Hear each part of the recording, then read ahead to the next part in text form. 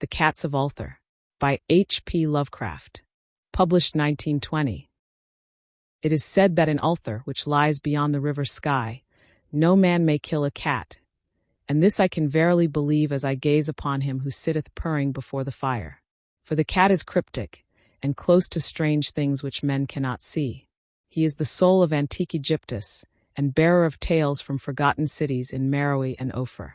He is the kin of the jungle's lords, and heir to the secrets of hoary and sinister Africa. The Sphinx is his cousin, and he speaks her language, but he is more ancient than the Sphinx, and remembers that which she hath forgotten. In Ulthar, before ever the burgesses forbade the killing of cats, there dwelt an old cotter and his wife who delighted to trap and slay the cats of their neighbors. Why they did this I know not, save that many hate the voice of the cat in the night, and take it ill that cats should run stealthily about yards and gardens at twilight. But whatever the reason, this old man and woman took pleasure in trapping and slaying every cat which came near to their hovel.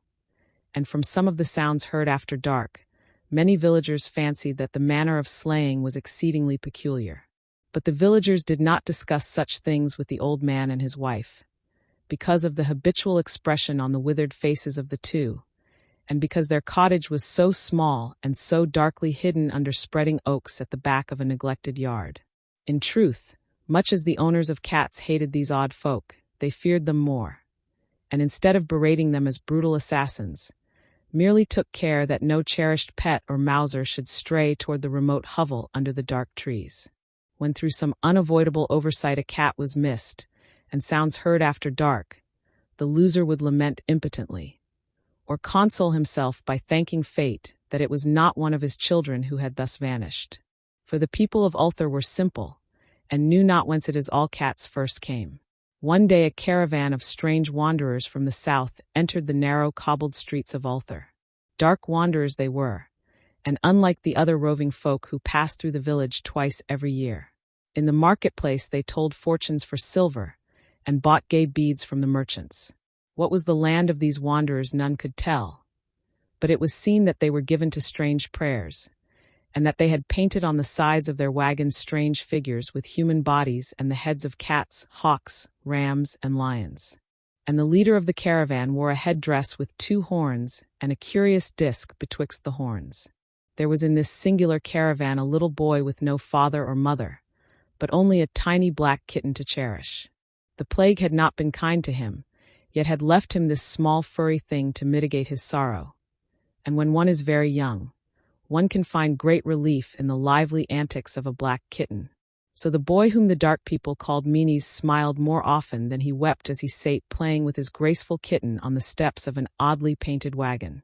On the 3rd morning of the wanderer's stay in Ulthar, Meanies could not find his kitten, and as he sobbed aloud in the marketplace certain villagers told him of the old man and his wife, and of sounds heard in the night. And when he heard these things his sobbing gave place to meditation, and finally to prayer. He stretched out his arms toward the sun and prayed in a tongue no villager could understand. Though indeed the villagers did not try very hard to understand, since their attention was mostly taken up by the sky and the odd shapes the clouds were assuming. It was very peculiar, but as the little boy uttered his petition there seemed to form overhead the shadowy, nebulous figures of exotic things, of hybrid creatures crowned with horn-flanked discs. Nature is full of such illusions to impress the imaginative. That night the wanderers left Ulthar, and were never seen again. And the householders were troubled when they noticed that in all the village there was not a cat to be found. From each hearth the familiar cat had vanished. Cats large and small, black, gray, striped, yellow, and white. Old Cronin, the burgomaster, swore that the dark folk had taken the cats away in revenge for the killing of Meanies' kitten, and cursed the caravan and the little boy. But Nith, the lean notary, declared that the old cotter and his wife were more likely persons to suspect, for their hatred of cats was notorious and increasingly bold. Still, no one durst complain to the sinister couple, even when little Atal, the innkeeper's son, vowed that he had at twilight seen all the cats of Ulthar in that accursed yard under the trees, pacing very slowly and solemnly in a circle around the cottage, 2 abreast, as if in performance of some unheard-of rite of beasts. The villagers did not know how much to believe from so small a boy, and though they feared that the evil pair had charmed the cats to their death, they preferred not to chide the old cotter till they met him outside his dark and repellent yard. So Ulthar went to sleep in vain anger, and when the people awaked at dawn, behold, every cat was back at his accustomed hearth. Large and small, black, gray, striped, yellow, and white, none was missing. Very sleek and fat did the cats appear, and sonorous with purring content. The citizens talked with one another of the affair, and marveled not a little. Old Cronin again insisted that it was the dark folk who had taken them, since cats did not return alive from the cottage of the ancient man and his wife. But all agreed on one thing, that the refusal of all the cats to eat their portions of meat or drink their saucers of milk was exceedingly curious. And for 2 whole days the sleek, lazy cats of Ulthar would touch no food, but only doze by the fire or in the sun. It was fully a week before the villagers noticed that no lights were appearing at dusk in the windows of the cottage under the trees. Then the lean Nith remarked that no one had seen the old man or his wife since the night the cats were away. In another week the burgomaster decided to overcome his fears and call at the strangely silent dwelling as a matter of duty, though in so doing he was careful to take with him Shang the blacksmith and Thul the cutter of stone as witnesses. And when they had broken down the frail door they found only this: 2 cleanly picked human skeletons on the earthen floor, and a number of singular beetles crawling in the shadowy corners. There was subsequently much talk among the burgesses of Ulthar.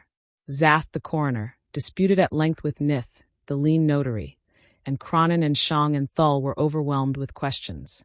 Even little Atal, the innkeeper's son, was closely questioned and given a sweetmeat as reward.